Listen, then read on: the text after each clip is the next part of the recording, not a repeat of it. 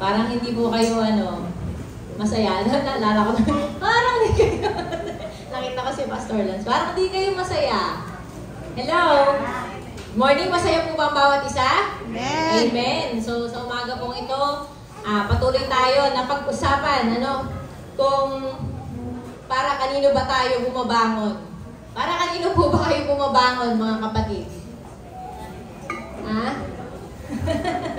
Sama-sama po nating pag-usapan kung para kanino ang laban na to. Ang saya-saya kasi nandito kayo ngayon, ibig sabihin hindi pera yung hinabol nyo.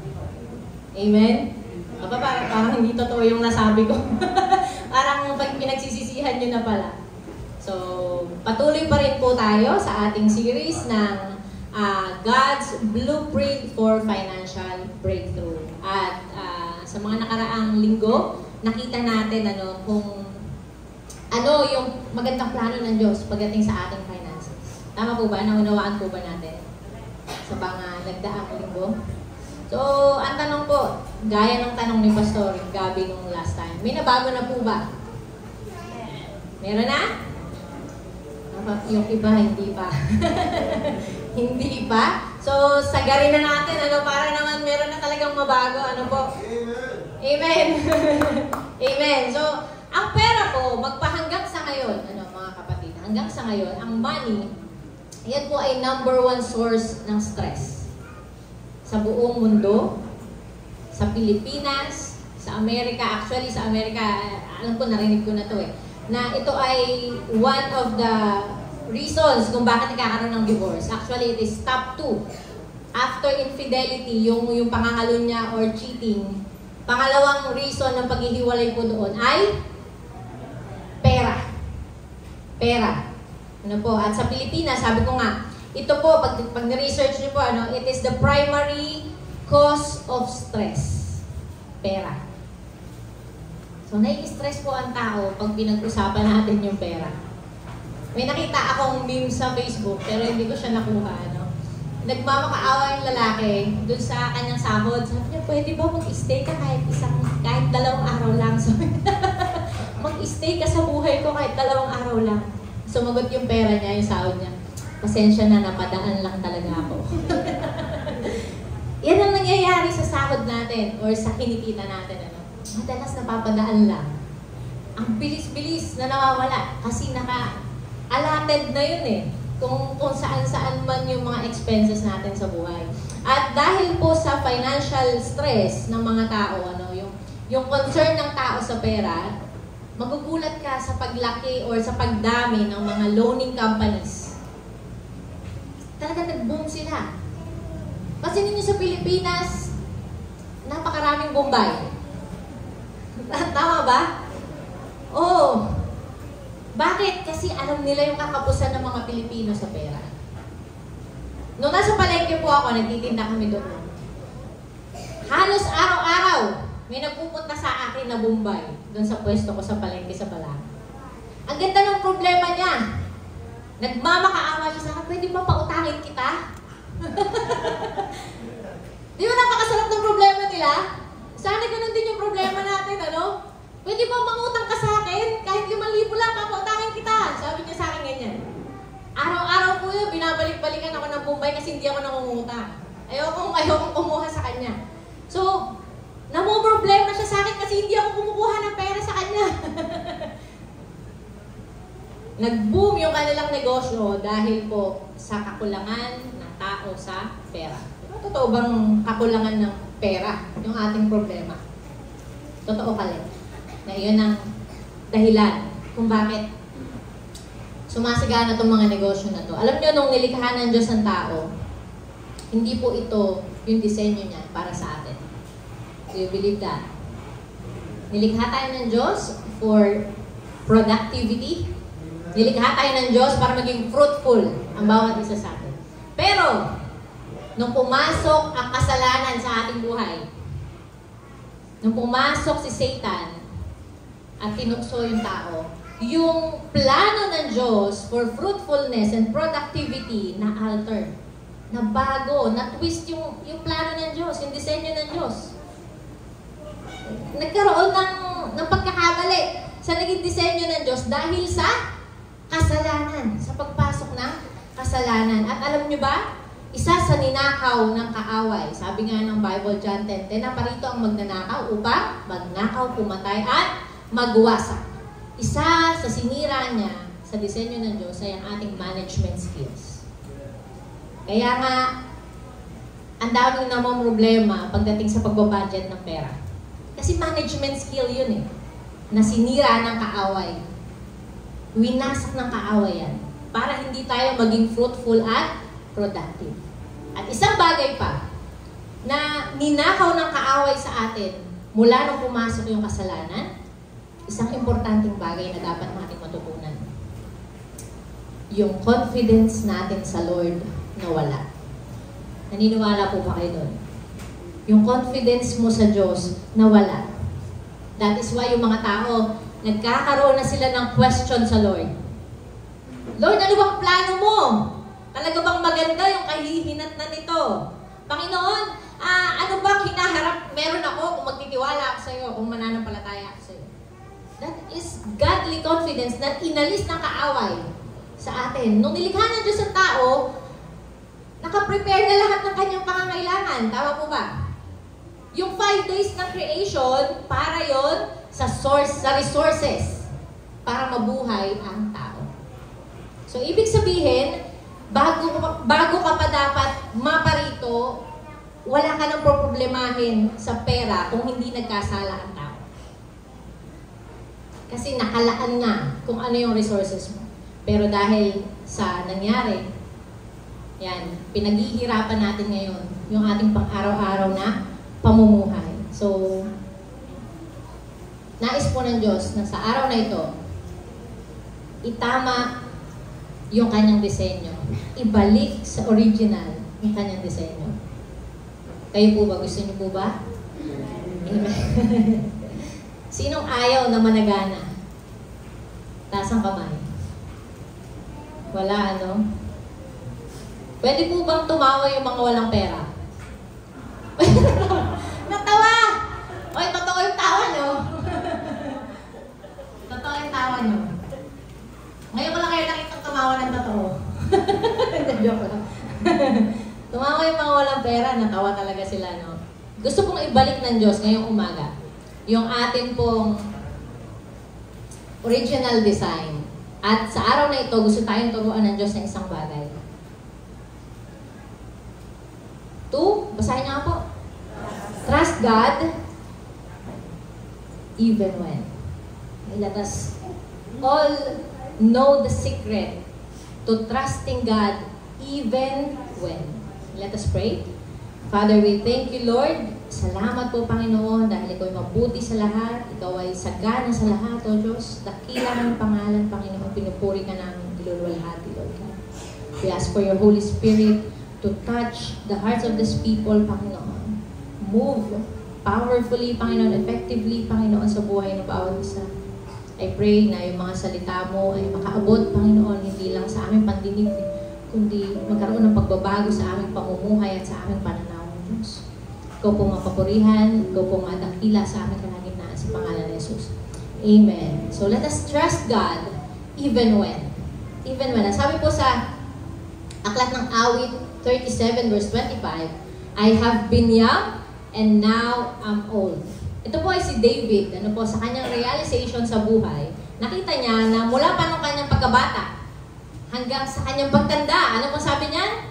Yet I have not seen the righteous forsaken. Hindi pa kailanman inabandona ng Diyos yung mga matutuwid.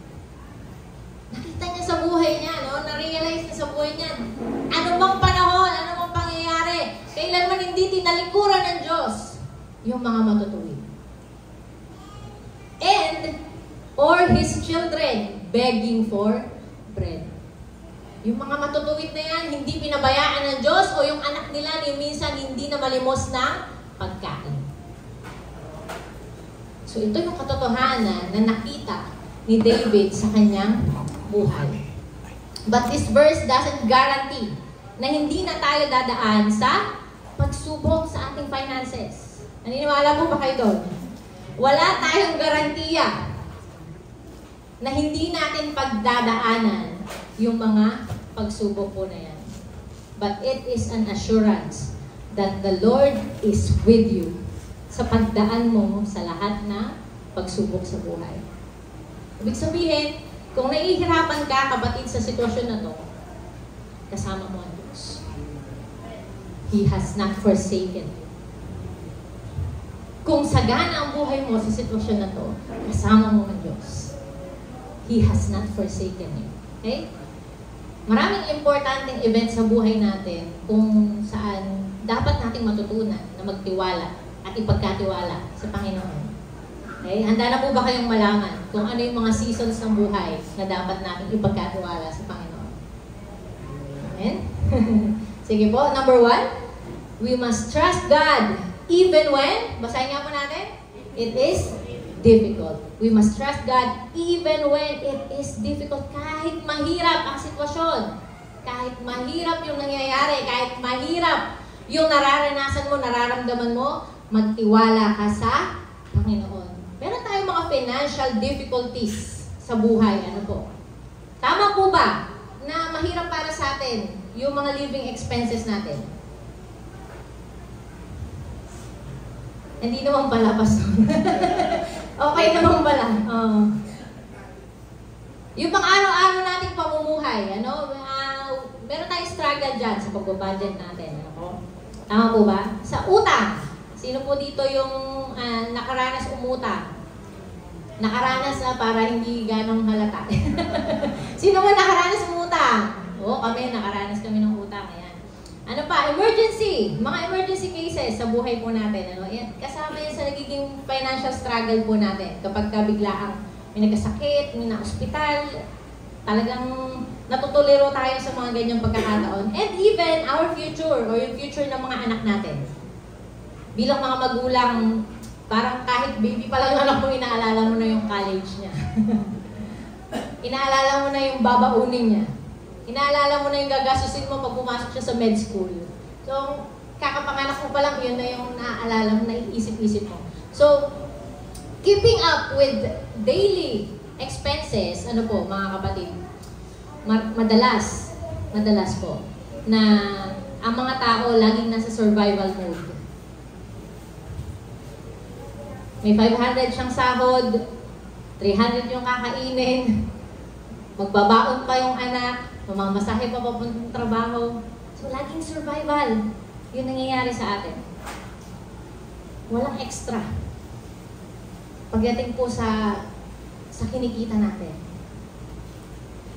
Madalas, kaya tayo nahihirapan sa ating living expenses dahil sa poor budgeting.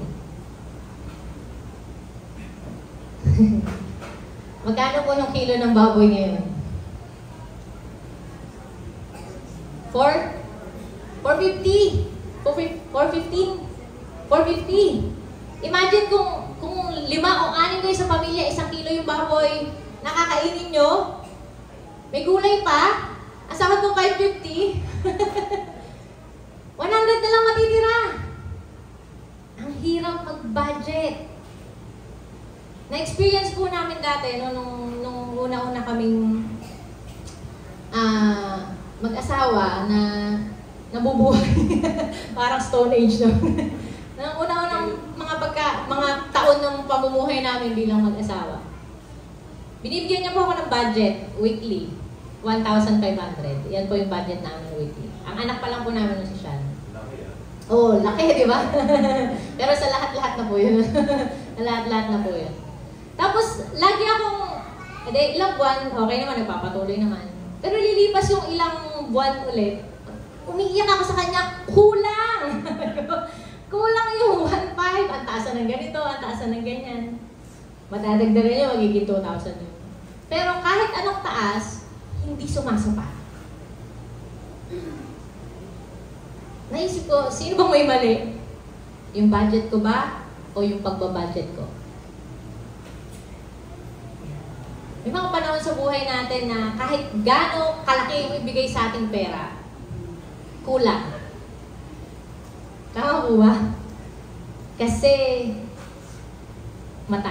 tinataasan natin yung ating living expenses kapag nadadagdagan yung ating budget. nagiging poor tayo sa ating budgeting, kaya tayo nagkakaroon ng struggle sa ating pang-araw-araw na pamumuhay. Wrong priorities. Bakit tayo nagkakaroon ng problema sa ating living expenses? Mali yung priority. Noong 90s, ang priority ng mga magulang, maipaghanda ang anak nila pag 1, 7, 16, 18. Yan ang priority ng magulang. Nag-ipon ng pera para sa 7th birthday, nakaipon ng 3,000, pero ang ginastos 10,000 pesos. So, saan hinugot yung 7? Saan? Sa utang.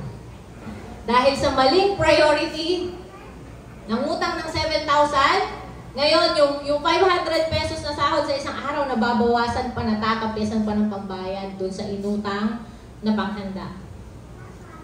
Okay? So, yan yung mga nanay ng 90s. Tama ba? Tama ba mga 90s? Sa kasalan, ganun din. Meron ako nakita sa Facebook na kinasal sila at pinakita niya yung expenses ng kasal nila, 51,000 pesos. Civil wedding. Inisa-isa niya, nabili niya lang yung damit niya ng 750, ganyan, inisa-isa niya yung expenses nila. Pwede naman pala na magpakasal ng halagang 50,000. Pero bakit ipinipilit natin magpakasal ng halagang 200 to 500,000 pesos? Mali yung priority eh. Kasi gusto natin imbitahan, yung mga magulang gustong imbitahan yung kumpare niya, kumari niya, tas yung kumpare na kumpare niya, para magmalaki. Na ikakasal na yung anak ko. Ito yung kasalan namin, bongga yung kasalan namin. Mali yung priority. And today, yung generation ngayon, bakit nahihirapan mag-budget ng pera? Yung priority nila, yung status nila sa buhay. Nakita mo nagkakape sa Starbucks yung friend mo, ano ang gagawin? Magkakape ka din. Gusto mo ma-post mo din?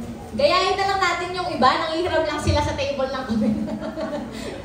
Ate, sabi niya ganyan, pwede bang mahiram yan? Pang my day ko lang. Sabi niya gano'n. Tapos binalik niya din. Gano'n na lang sana, no? Para hindi tayo nahihirapan mag-budget ng pera. So, people experience difficulty or poverty, kahirapan, nararanasan natin yan. Hindi dahil kulang tayo sa pera o wala tayong pera. But because we think that money is the only solution to poverty. Akala natin lahat, pag wala tayong pera, mahirap tayo. Tama ba? Wala akong pera. Wala talaga eh. Pag wala kang pera sa bulsa, sa wallet mo, ang feeling mo talagang devastated ka, mahirap ka. Pero hindi po. Hindi yun ang dahilan kung bakit tayo naghihirap. Okay? Pangalawa, yung utang. Sabi ko kanina, yung mga wrong priorities natin, nagli-lead sa atin para mangutang. Imagine, yung gasol, every 2 months nauubos. Tama po ba? Sino nakaka-experience niya? Every 2 months nauubos. Alam mo na yan, na mauubos yan every 2 months kasi araw-araw ka nagluluto.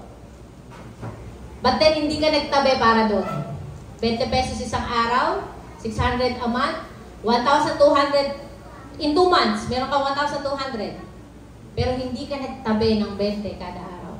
So, pagdating ng pagkaubos ng gasol, wala kang pambiling gasol. Kasi mali yung priority. Mali yung pamamaraan sa pagbabudget. Yes. May background yung tayo yan. So, nagkakaroon tayo ng utang dahil doon. Alam niyo po ba na yung utang, meron po yung mga komplikasyon. Sino po dito ulit yung nakaranas ng umutang? Amen? Nakaranas po tayong lahat niyan. Ano? Pero na-realize ko po na yung utang, nagkakos po yan ng sakit sa tao. Naniniwala po ba kayo? Unang sakit po na nadudulot po niyan, panlalabo ng mata. Ba't natawa kayo? Panlalabo ng mata. Nakasalubong mo na talaga yung inutangan mo, hindi mo makita-kita. Nakakalabo ng mata. Nung minsan nga may nakasalubong ako, no? Yun naman may utang sa amin, ano, nakasalubong ko. Tapos, talagang harap-harapan na, pero hindi ako napansin. Akala ko nag-develop ako ng superpowers na maging invisible eh. Yung pala nalabo lang yung mata niya. Lumabo yung mata. Pangalawa, pagkabingi. Pagkabingi. Tinatawag ka na, hoy! Katapusan na! Pag andyan yung panel ko, nagpuputulan na ng kuryente, nabibingi tayo, hindi natin alam kung ano yung sinabi. Nabibingi. Yung mga taong may utang, nabibingi talaga yan. Pangatlong komplikasyon ng pangungutang, high blood. High blood. Siningil mo, nangutang sa'yo na high blood pa. Sumakit pa yung batok habang sinisingil mo eh. Sila pa yung galit, no? Pag sinisingil mo. Natatawa kayo siguro. Alin sa dalawa to eh. May sakit kayong ganito, no? Okay. Pang-apat, amnesia. Grabe yung komplikasyon ng pangungutang, kaya huwag kayong mangungutang. Kung meron kayong utang, bayaran nyo na. Bago pa kayo magkasakit ng ganito. Amnesia. Nagkakalimutan talaga. Dati-dati, pag dumadaan sa harap ng tindahan mo, kilala-kilala ka. Pero pag hindi na makabayad, ala, mataas na yung tingin eh, hindi ka nakilala. Sino ka? Katapusan na pala. Nalilimutan natin. Kaya po kami, mag-asawa, mga kapatid, may tuturo po kaming tip sa inyo. Pag may nangungutang po sa amin, isang bagay na natutunan po namin gawin, pwede niyo po itong i-apply sa buhay niyo. Bago po sila lumabas ng bahay, yakapin niyo po sila ng maigpit. Yakapin niyo po ng maigpit. Kasi baka yun na yung huling araw ng pagkikita niyo talaga. Yun na talaga yung huling araw ng pagkikita. Yakapin nyo ng pagkahigpit-higpit. Sakalin mo. Magbayad ka. Pag sinabi mo magbabayad ka. Okay? Grabe yun. Yan yung nagagawa ng utang sa buhay ng tao. Ano po? Ano ba? Emergency. Walang mahugot sa panahon kapag biglaan pangangailangan. Isipin mo na, nalaman mo na buntis ka 2 months. Tapos meron ka pang 7 months na natitira pero wala ka man lang naipon kahit 5 dulig, wala ka man lang nailabas nung mga anak ka na. No?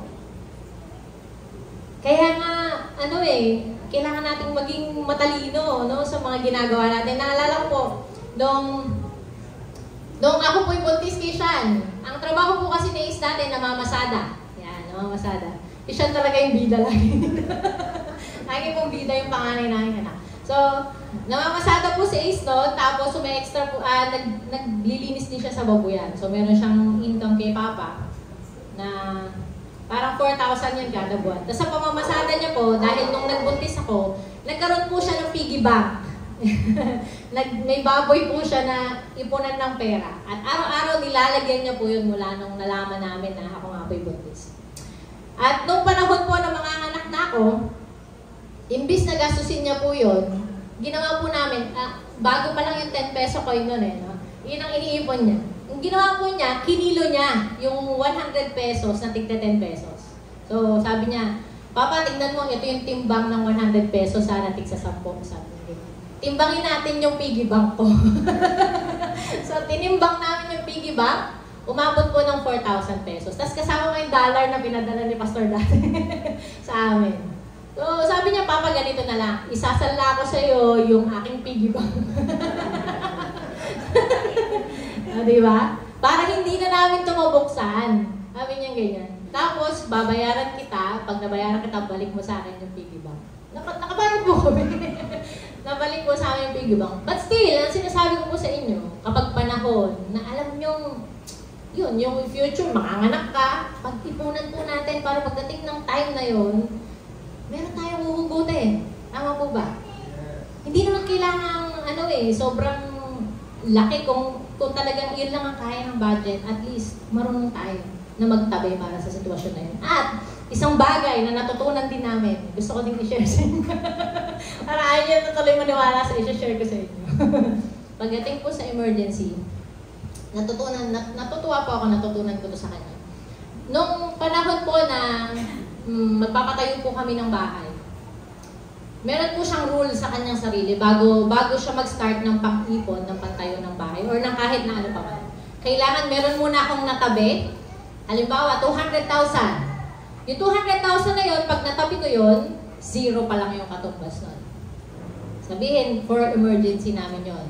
Kung kapusin kami, kung mawalan siya ng trabaho, kung masira yung negosyo, meron kaming pondo, hindi kami basta babagsak.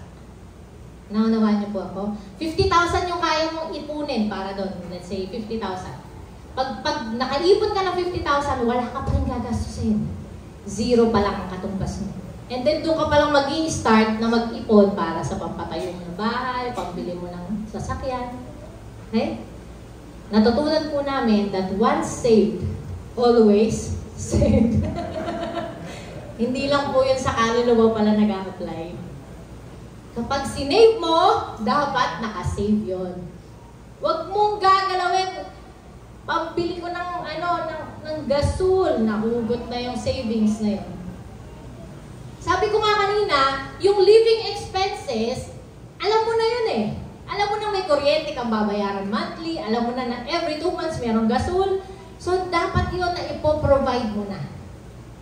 Maliban pa sa'yo, emergency. Again, pag emergency, once saved, always saved.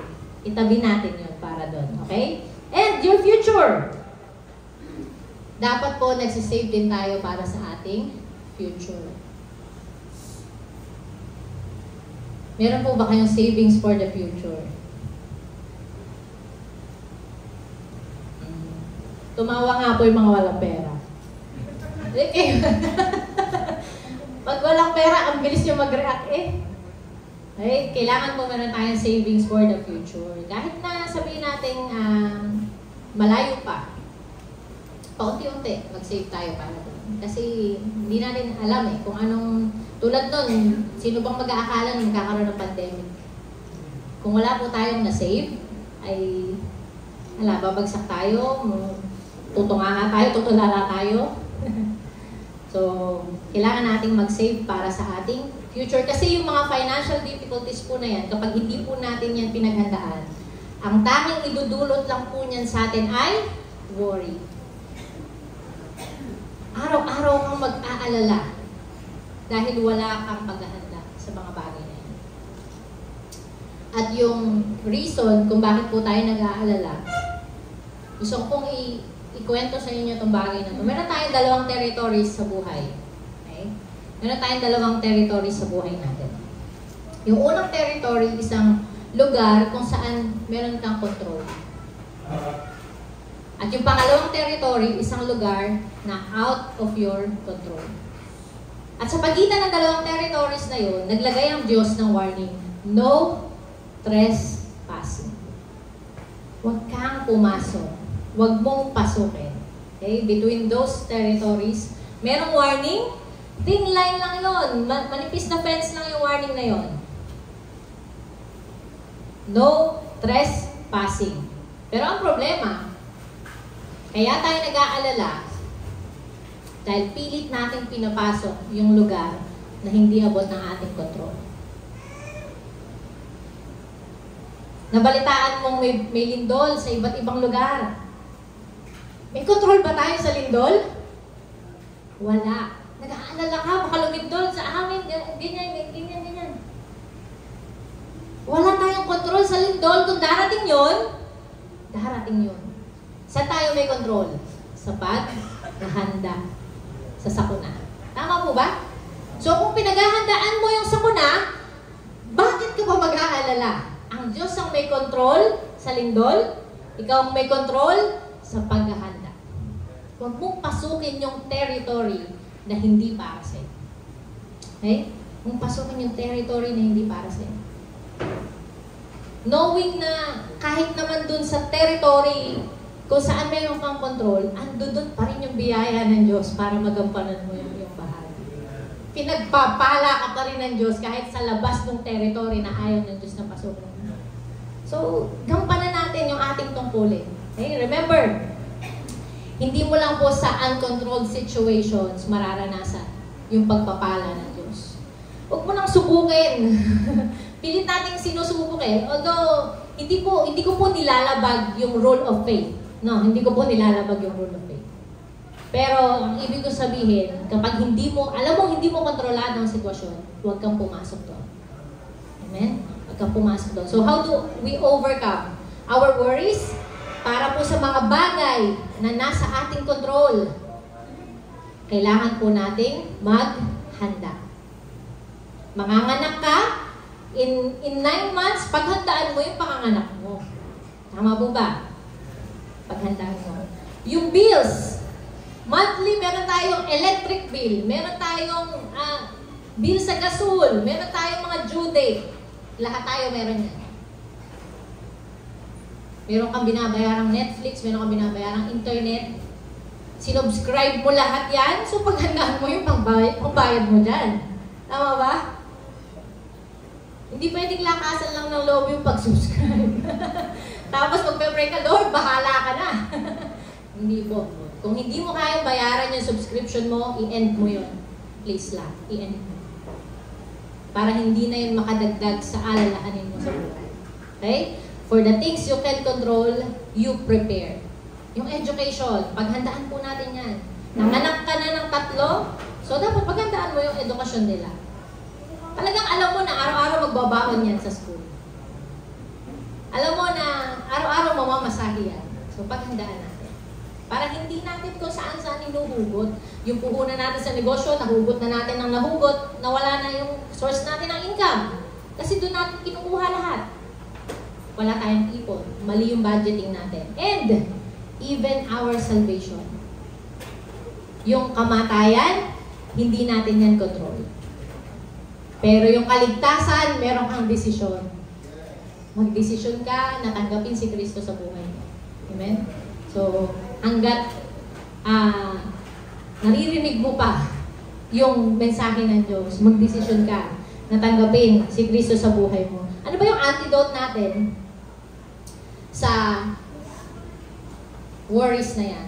Sabi ko nga kanina, sabi po ni Abraham Lincoln, give me 6 hours to chop down a tree and I will spend the first 4 sharpening the axe. That is preparation. Bigyan mo ako ng 6 na oras para pabagsakin yung puno na yan. Gagamitin ko yung unang 4 na oras sa pagpapatalim ng palakol. Ilang oras lang niya puputulin? 2. So, mas matagal yung time for preparation, mga kapatid. Kaya kailangan natin na magkaroon ng disiplina sa bagay na to. Okay? Pangalawa, we must trust God even when it is difficult. Alam kong mahirap mag-budget. Naranasan po namin yan. Pero, kapalit ng kalayaan sa pagkalubog sa utang, pagtiisan po natin yung ulam na mag-uulam ka ng tuyo ngayon, mag-uulam ka ng tuyo bukas, mag-uulam ka ng itlog, mag-uulam ka ng sardinas, pero wala kang utang. Hindi ba sarap matulog ng ganun? Amen. Pagtiisan natin. Nung kami po yung magpapatayo ng bahay, nag-iipon ng pampatayo ng bahay. Ni sulyap sa Jollibee, hindi po namin ginawa. Pag nandiyan na yung Jollibee, tinatalikuran talaga namin siya. Hindi namin nilalanghap yung sarap. Kasi matetempt kang gumastos ng labas sa yung limitation at sa yung pinaghahandaan. Ang pinaka-luxury date po namin noon ay tuhog-tuhog. Fishball, ihaw-ihaw. Yun na po yung date namin habang kami po nag-iipon ng pampatayo ng bahay. So even when it is difficult, you trust God kasi may ginagawa siya. Amen. So buhay natin may ginagawa ang Diyos. Kapag tama yung ating pagpaplano, kapag tama yung ating preparation, kahit mahirap, may resulta na ginagawa ang Diyos sa buhay natin. Ang sabi ng Matthew 6:27, can any one of you by worrying add a single hour to your life? Walang madadagdag sa buhay natin ng pag-aalala. So for the things out of your control, trust God. For the things in your control, be prepared. Be prepared. Okay? Matthew 6:34, therefore do not worry about tomorrow, for tomorrow will worry about itself. Each day has enough trouble of its own. Sapat na yung alalahanin mo para sa araw na to, huwag mo nang alalahanin yung bukas. Gulong-gulo ka na nga ngayon, gusto mo pang i-add yung kaguluhan bukas. Ayan, hirap na hirap tuloy tayo sa ating buhay. Again, be prepared and trust God, even when it is difficult. Pangalawang season sa buhay na dapat nating ipagkatiwala sa Diyos. Trust God even when it doesn't make sense. Parang wala namang katuturan yung instruction mo, Lord. Lord, parang yung sinabi mo, hindi yan makatuwiran. Parang wala namang kabuluhan. Parang wala namang magiging resulta yan pag ganyan yung ginawa ko, Lord. So even when it doesn't make sense, learn to trust God. Si Abraham po, nung binigyan siya ng Diyos ng covenant, ang sabi po ng Lord sa kanya, Abraham, I will give you a son. Bigyan kita ng anak. Ang sabi ng Diyos sa kanya, your descendants will be great in number.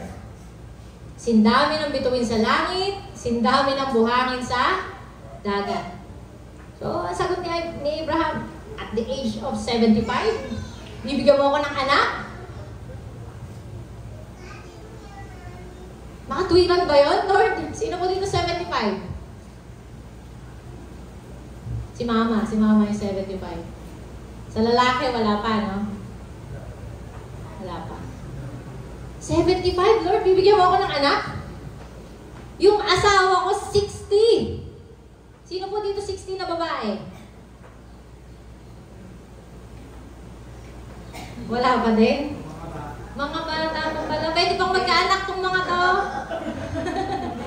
Pag pinangakuhan to ng anak, magkakaanak pa talaga. Baog po yung asawa ko, Lord. Does it make sense? Yung pangako ba ng Diyos? Makatwiran ba to para kay Abraham? Katingin nyo. 75, tapos baog. Tapos nung nangako ang Diyos, hindi pa agad-agad nagkaanak si Sarah. Ilang years pa? 25 years. Ilang taon na si Sarah noon? 90. Lord, may sense ba itong sinasabi mo sa akin? Totoo bang magaganap ng pangako mo? Nung ang Diyos po ay nangusap ni Isaac sa gitna ng taggutom.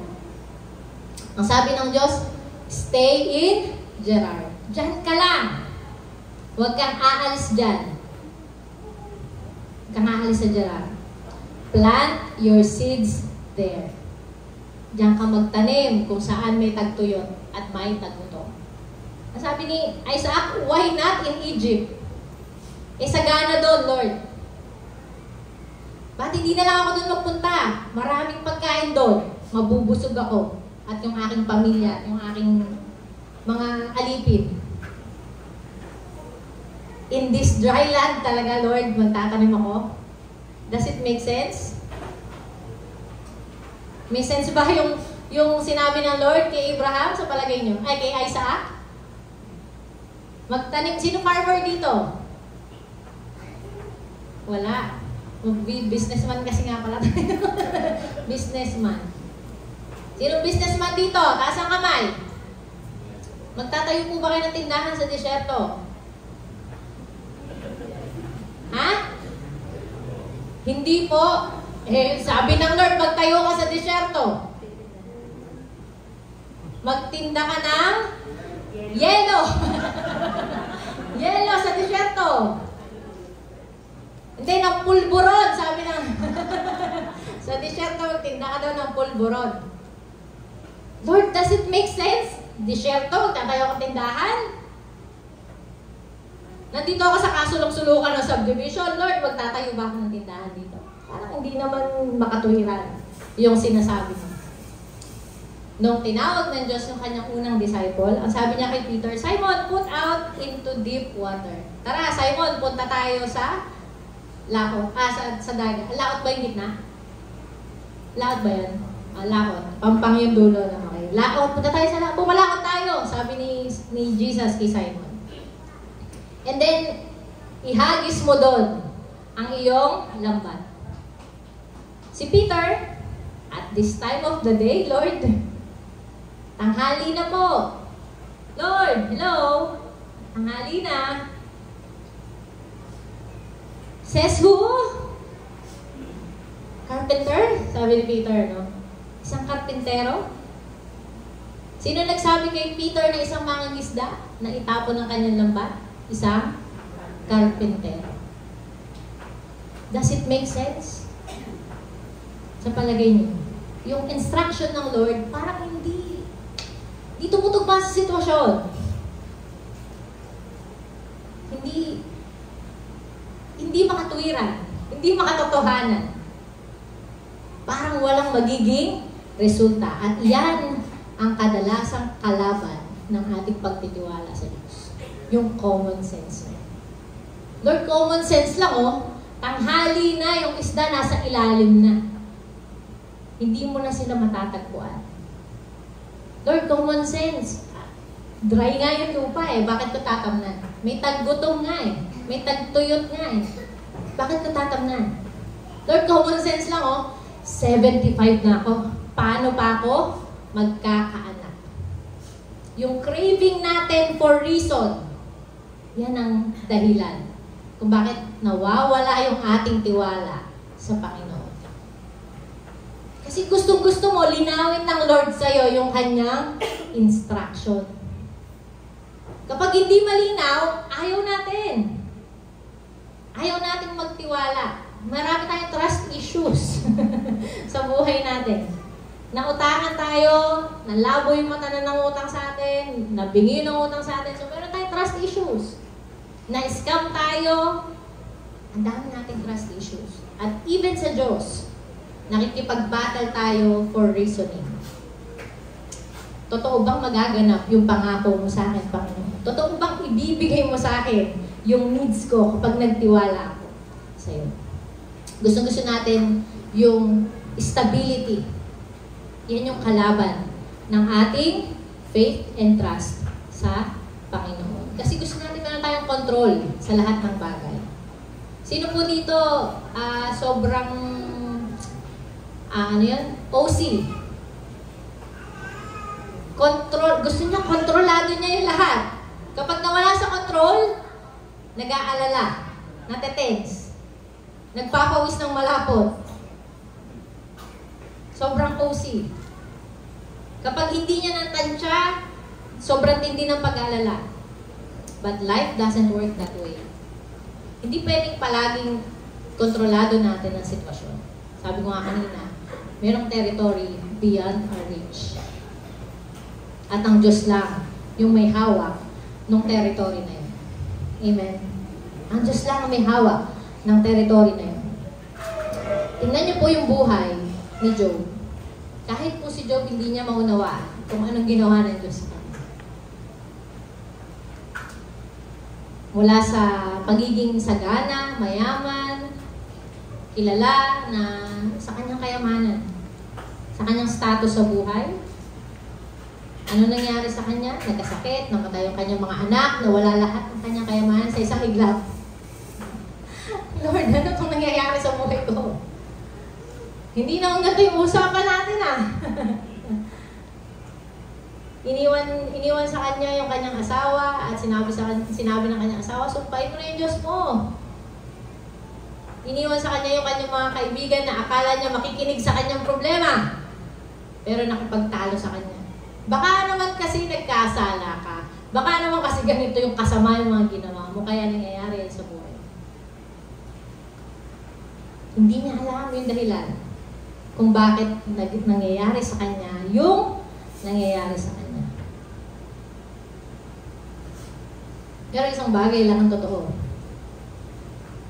Nasabi sa Job 13:15, though he slay me, ano sabi ni Job? Yet I will trust him. Patumbayin man ako ng Diyos ngayon, pabagsakin man ako ng Diyos ngayon, magtitiwala pa rin ako sa Kanya. Even so, I will defend my own ways before Him. Pwede nyo pong i-argue sa Lord yung inyong nararamdaman. Lord, bakit nangyayari ito sa buhay ko? Lord, hindi ko na maintindihan kung anong meron, kung anong nagaganap. Anong kasalanan na ginawa ko? Nasasaktan na ako, Panginoon. Nahihirapan na ako, Panginoon. Yun yung assurance natin, ano? Na kapag nagtitiwala tayo sa Diyos at kilala natin ang Panginoon, pwede mo pong i-depend yung sarili mo.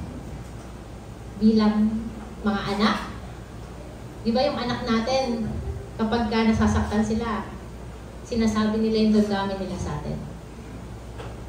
Kayo po ba yung magulang na walang karapatang magsalita yung anak niya? Sa harapan niya. Kayo po ba yung ganong klase ng magulang? Hindi. Sinisik natin, ano bang nararamdaman mo? Tama ba? Gusto natin malaman kahit na yung, bakit ka ba nagagalit? Anong reason mo? Bakit ka ba tumatahimik na lang bigla? Anong dahilan? Bilang magulang, gusto natin nagre-reason out yung anak natin kahit na medyo masakit yung sasabihin nila. That is loving relationship between a father and a son. Kaya po mga kapatid, kung meron tayong assurance sa Lord bilang mga anak niya, pwede po tayong mag-argue sa Panginoon. Pwede niyo pong sabihin sa Lord yung lahat ng nararamdaman yung sakit. Kung hindi niyo naiintindihan, sabihin mo sa Panginoon. Gustong-gusto ng Lord na marinig yung damdamin mo. Sabi ni Job, I will trust Him. Imagine yung trust na yun, kahit pabagsakin mo ka. Pabagsakin ako ng Diyos ngayon, magtitiwala pa rin ako sa Kanya. So, even in times na hindi natin maunawaan, magtiwala tayo sa Panginoon. Maraming bagay na ginagawa ang Diyos na hindi abot ng ating natural eyes. Hindi abot ng ating senses. Hindi nauunawaan ng ating understanding. Ang sabi ng Isaiah 55:8-9, "For my thoughts are not your thoughts, neither your ways my ways, declares the Lord. For as the heavens are higher than the earth, so are my ways higher than your ways, and my thoughts than your thoughts." Hindi natin abot. Kahit yung mga anak niyo po, maniwala kayo sa akin, hindi pa nila abot yung experience na na-experience mo. Kung bakit hindi nyo sila pinapadot-dot ng electric fan, hindi pa nila yun alam. Tama ba? Kung bakit ayaw nyo silang laruin sa baha, hindi pa nila yun naiintindihan. Ang gusto lang nila mag-enjoy sa moment na yun. Pero ikaw, dahil na-experience mo, nakita mo may leptospirosis, may mga sakit na nakukuha doon, nagiging cautious ka. Kaya kayo nag-aaral ng pagtatalo kasi magkaiba kayo ng lugar ng pag-iisip. Magkaiba kayo ng view ng pag-iisip. Hindi nila yung naiintindihan. Ganon din tayo sa ating Diyos. Hindi natin nauunawaan kung ano yung plano ng Diyos, pero isa lang ang sigurado, lahat yun mabuti. Lahat yun maganda. Amen? Amen?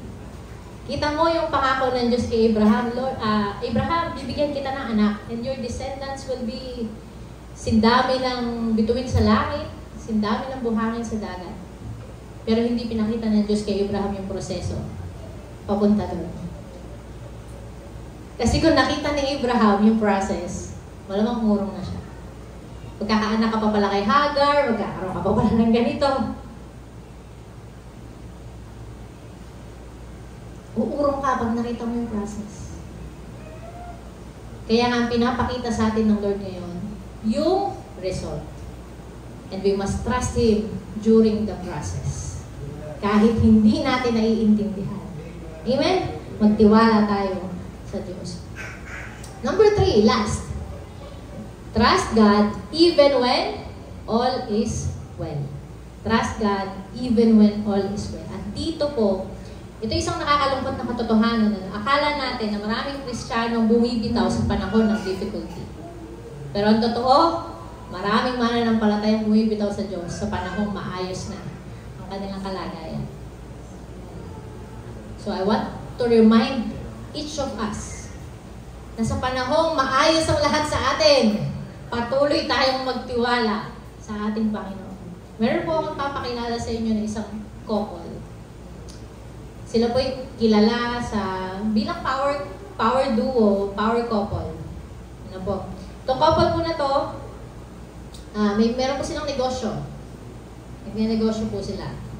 And, itong couple na ito, nakakapag-travel din sila. Nagta-travel sila, magkasama sila. At yung babae po, tagapagturo po siya. Yung babae.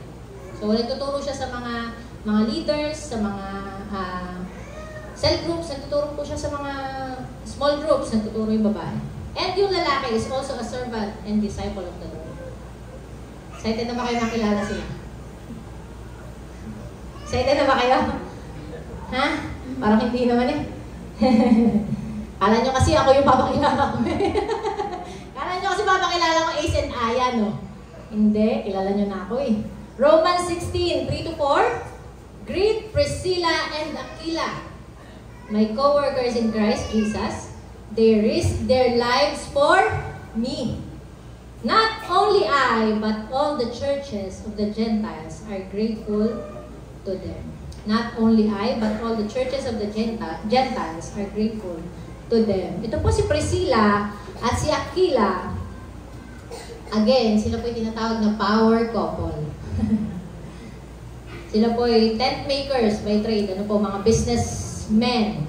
Meron silang negosyo. So, kung titignan natin, nung panahon na yun, na wala pa namang bato na bahay, ibig sabihin, kung ikukumpara sa panahon natin, mga contractors to.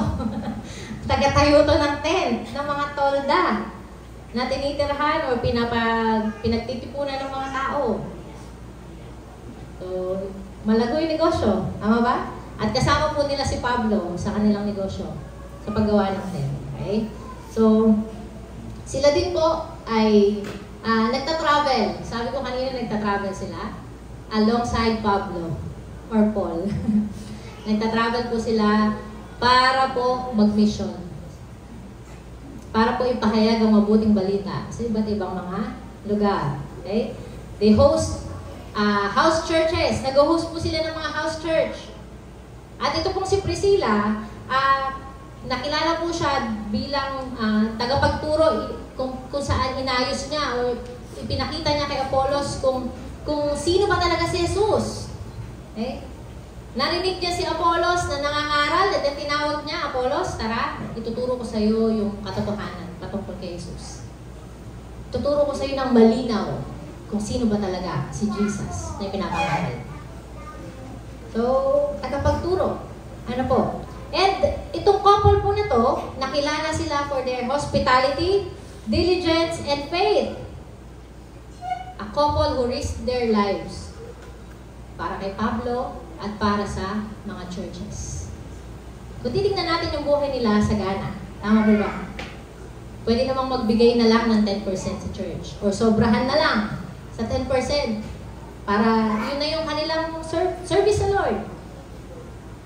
But, ang nakakatuwang bagay, increase sila ng buhay nila for the Lord. Sa panahon ng kanilang kasaganaan, hindi comfort yung kanilang inisip. Nagpatuloy po sila sa mission nila ng pangangaral ng salita ng Diyos, kasama ni Pablo sa ilang mga lugar na kanyang pinuntahan.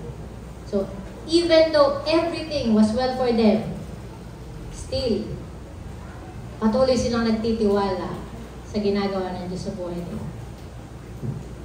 Amen? Amen? So, marami pong mga taong yumayaman. Meron akong nakilala.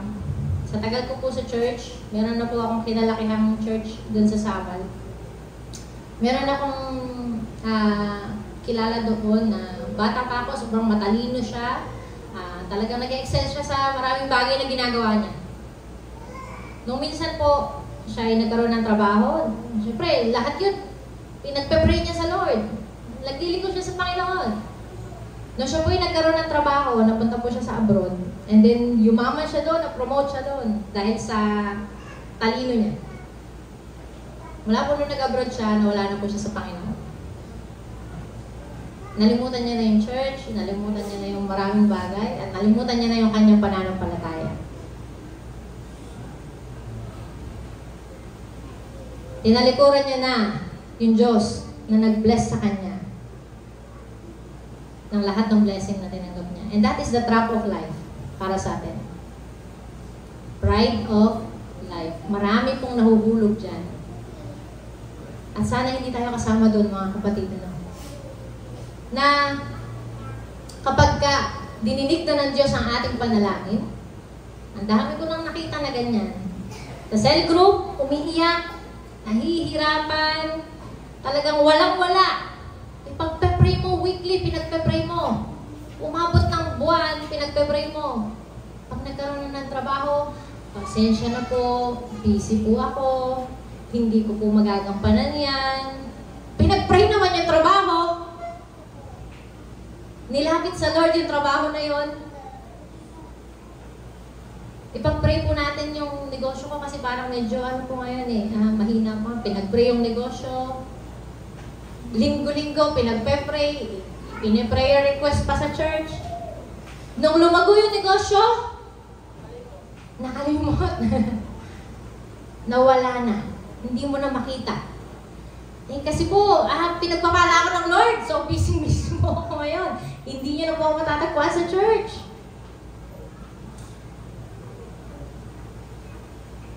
At ang malungkot sa lahat, this pride of life trap, nag-lead sa tao na isipin na yung kanyang success ay galing sa kanyang sariling effort. Walang bahagi ang Diyos sa effort sa nangyari sa akin. Nung panahon nahihirapan ako, asan siya? Ngayong sumasagana ako, gusto nyo, thank you Lord. Yan yung pride of life trap. Sa panahong sumasagana po tayo, mga kapatid, patuloy tayong magtiwala sa Diyos. Amen. Huwag natin kalilimutan na ang Diyos, sabi nga natin sa mga nakaraan, God owns everything. God gives you the ability to produce wealth. Sa Diyos nagmula yan. Okay? Nawawala yung tiwala sa Diyos na para bang natagpuan nila yung security nila sa kanilang pera, sa kanilang kayamanan. Na para bang hindi maglalaho yung mga bagay na yon. Na para bang hindi siya mamamatay isang araw at maiiwan niya ang lahat ng yun. Para bang siguradong-sigurado siya sa kanyang sarili. So, 2003, meron pong nakilala na, o sumikat, tinagurian po itong heist of the century noong 2003. Dahil sa Antwerp, meron pong isang parang diamond city, puno-puno siya talaga ng mga tindahan ng mga diamante. Mga mamahaling, ano yan? Gems, mga bato, mga ginto, pila. Magkakasama po dyan sa Antwerp. At isang araw po, merong umupa doon na isang lalaki. Doon sa lugar po na yun, sa Antwerp Diamond Center.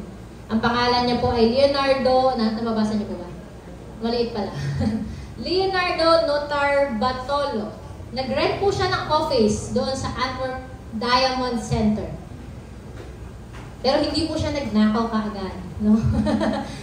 Ito pong lalaki na to, nung nag-rent po siya ng pwesto doon, nagkaroon siya ng access sa vault na naglalaman ng napakaraming diamonds.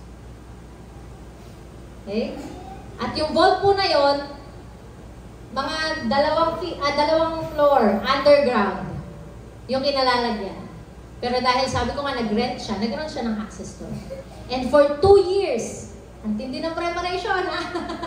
Preparation. 2 years, pinlano niyang mabuti kung paano niya nanakawan yung lugar na yun. At bakit to tinawag na heist of the century? Humalaga ng $100 million yung nakuha niyang diamante, pilak at ginto. 4 na tao po sila na nagplano nito at gumawa nito. May mga ano pa hindi ko na nakuha. May mga bansag pa sila. Si Speedy, yung talagang mabilis.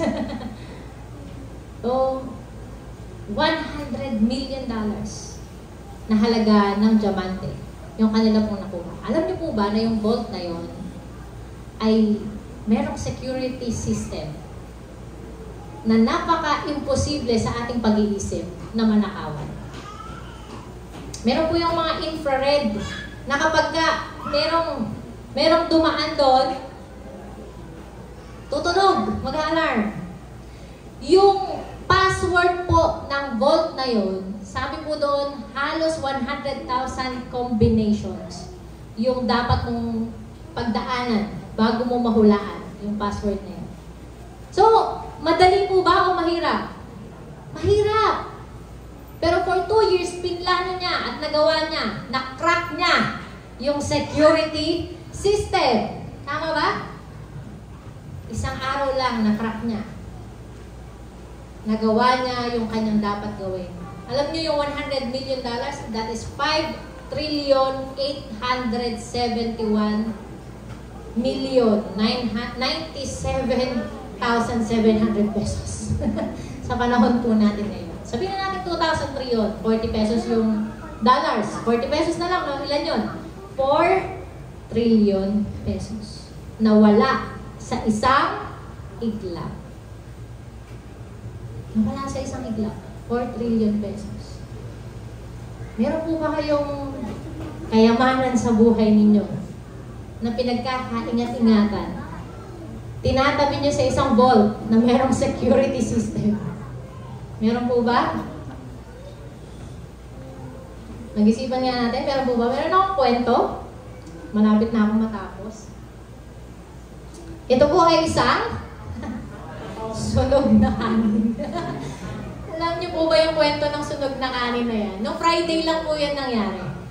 Ganito po yan, ano. Then, nagsisell group po kami, pinagsayang namin si Sean. Ganito po. Nagsayang po si Sean sa rice cooker.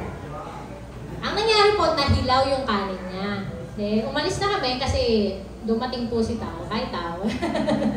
So, dumating po si Tao, nagpunta kami ng arcade dyan sa Abukay. Sabi ni Ace, sabi ko kay Ace, iwanan na natin yung kanin na nakasalang sa rice cooker para maluto pa. At then pagbalik namin, hilaw pa din. Hilaw pa din yung kanin. Si Ace, nangihinayang siya. Sabi ko, pakain na lang kali natin sa aso kasi talagang hilaw na rin. Hindi, ano mo pa, remedyohan mo pa. Ginawa ko po, sinalang ko siya sa apoy, sa mahinang apoy. Binuhusan ko ng tubig. Antok na talaga kami noon. Nagsipilyo po ako, tapos pumasok ako ng kwarto, nalimutan kong meron akong sinalang na kanin. Nakakatawa, nakatulog po talaga kami ng payapa. Payapang-payapa po yung tulog namin, ano? Paggising ko, sabi ko, ano yun? Amoy kape! Kape pa talaga inaamoy ko eh. Kaya ang sarap-sarap ng gising ko, amoy kape. Tapos bigla ko naalala, yung kanin. Hindi ko napatay. Imagine, ano? Kung malakas yung apoy, sunog yung bahay. Yung bahay na pinaghirapan namin ng ilang taon, sunog. Yung mga gamit na pinundar namin ng ilang taon, masusunog sana. But, sabi ko sa Lord, nung pinatay yung apoy, Lord, salamat po sa protection mo. Walang CCTV camera na kayang magprotekta ng kapayapaan ng isip mo. Sabi sa inyo, nakatulog ako ng mahimbing eh. Kahit na wala talaga sa isip ko yun eh. Na may kanin akong sinalang. Pinatunayan sa akin ng Lord na hindi ang CCTV mo magpoprotekta sa'yo. Ako ang nagpoprotekta sa'yo at sa bahay mo. Walang security guard na makakapagprotekta ng kayamanan mo sa buwan. Sa bangko, ang daming beses nang ninakawan ng mga bangko, nakutakan na yan, na-scam na yan. Walang guard dog na pwede magprotekta sa buhay mo, sa mga anak mo. Okay? Walang life insurance na magpoprotekta sa'yo laban sa kamatayan. I am not against insurance. Meron po ako niyan. Ang sinasabi ko po sa inyo mga kapatid, ang Diyos lang ang may kakayanang protektahan. Yung mga pagpapalak, siya rin ang nagbigay sa iyo. Ang Diyos lang. Kapag namali ka ng pag-iisip na iyan ay galing sa effort mo, mawawala yan sa isang ito. Noong kami po ay nakaranas ng pagbuho, yung bahay ni Pastor, gumuho yun noong panahon ng Bagyong Josie. Bagyong Josie, so nasa tabi kami ng dike, butas yung dike. So nung umagos na ng malakas yung tubig, first time po yun na bumaha sa buong highway. Doon lang ako nakakita na highway na binaha pa. So, inanod, pailalim yung tubig, kinain niya pailalim yung lupa. Kaya bumagsak. Mukhang buo pa yung bahay ni Pastor ng umaga. Maya-maya bumagsak siya, pababa talaga. Ang kasama po namin noon, naiwan kami noon dahil Sunday yun. Hindi pa kami nakakaalis. Si Pastor, sila Mama. May kasama kami senior, si Uncle. Tapos may mga borders kami. May border kami ng senior din na, disabled din na senior. Yung lupa po na dinadaanan namin, yung Eskinita, semento po yun na slope pababa. Tapos pagdating sa baba, lupa na yun. Kaya yung bagsak ng tubig, kinakain na po yung lupa na yun. Kung magtatagal pa kami hindi umalis, lalangoyin na po namin paakyat. Lalangoyin na kami. Inalala namin na meron nga kami mga senior citizen. Kinailangan po namin lumikas, pumunta po kami sa Toyota. Sa tabi ng bahay lang din. Kasi yun po yung pinakamataas na lugar ng time na yun na pwede naming likasan habang naghihintay po kami ng rescue. So umalis po kami, dinala namin yung mga bata, yung mga elders, dinala po namin sa Toyota. Then habang nandun po kami, natanong ko po yung bahay namin mula dun sa garahe ng Toyota. Natanong ko yung bubong. Sabi ko sa Lord, kung panahon na para kuhanin mo yung bagay na pinahiram mo sa amin, salamat, pinahiram mo kami.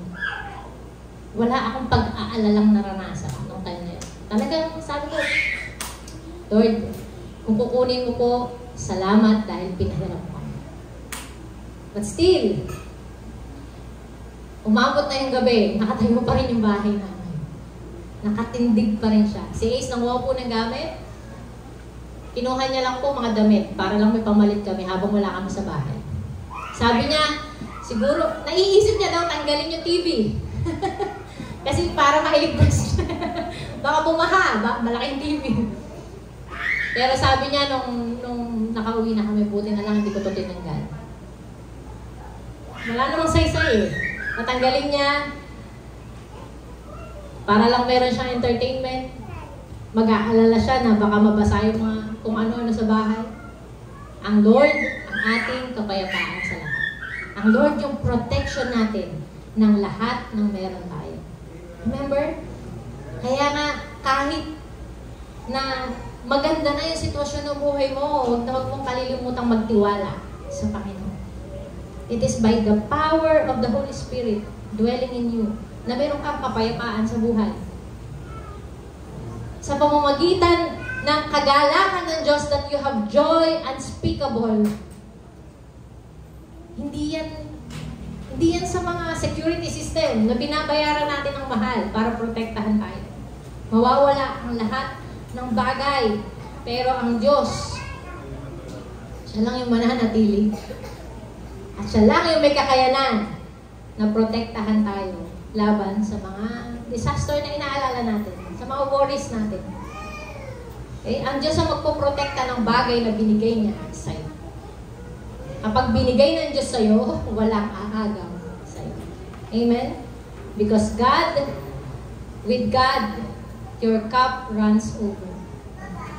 Patuloy na dumadaloy sa buhay mo yung pagpapala. Patuloy ng patuloy, okay?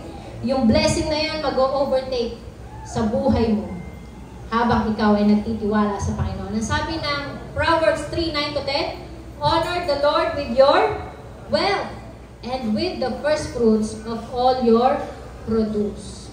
Bigyan mo ng parangal ng Diyos sa iyong kayamanan. Kailangan yung pagbibigay mo, nagiging karangalan yan sa pangalan ng Diyos. Kailangan yung binibili mo, nagiging karangalan yan sa pangalan ng Diyos. Lahat ng ine-enjoy mo, dapat nagbibigay karangalan sa pangalan ng Diyos. And ibigay mo yung first fruit, yung best na alay para sa Panginoon. Ito yung nakakatuwa, no?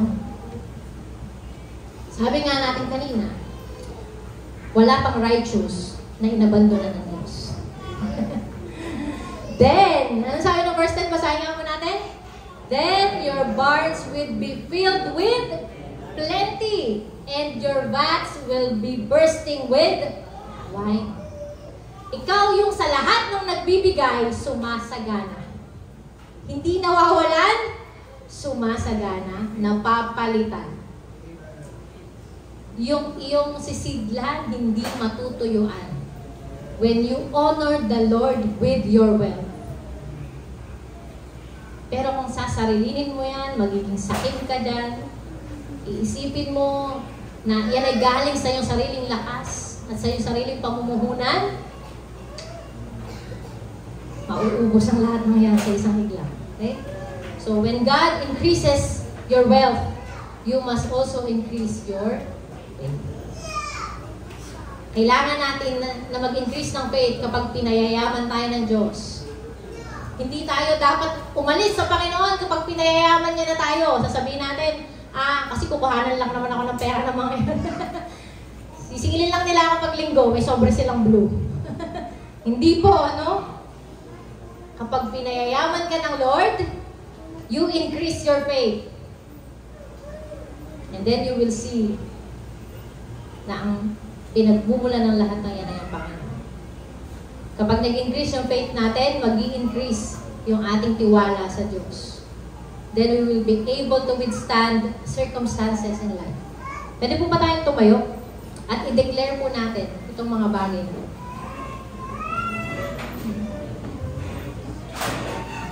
Let us declare this with conviction, mga kapatid. Ano po? Lord, even when, sabihin mo sa Panginoon, Lord, even when, even when it is difficult. Kahit mahirap, Panginoon, gawin mo yung panalangin ngayon. Hindi, pumikit ka at gawin mo yung panalangin ngayon. Lord, kahit mahirap. Lord, even when it doesn't make sense. Kahit hindi ko naiintindihan yung nangyayari sa buhay ko, Panginoon. And Lord, even when all is well, I will trust in you. Sa'yo lang ako magtitiwala, Panginoon. Hallelujah. Let us worship the Lord. The Lord who gives and the Lord who takes away. Blessed be your holy name, Lord God. Sa'yo ang lahat ng papuri. Aming mabuting Ama. Dakila ang pangalan mo, Diyos. Salamat, Panginoon, dahil meron kaming source of everything, Panginoon, sa aming buhay. Ikaw po yun, O Diyos. Salamat, Panginoong Jesus, na patuloy kaming nakakaranas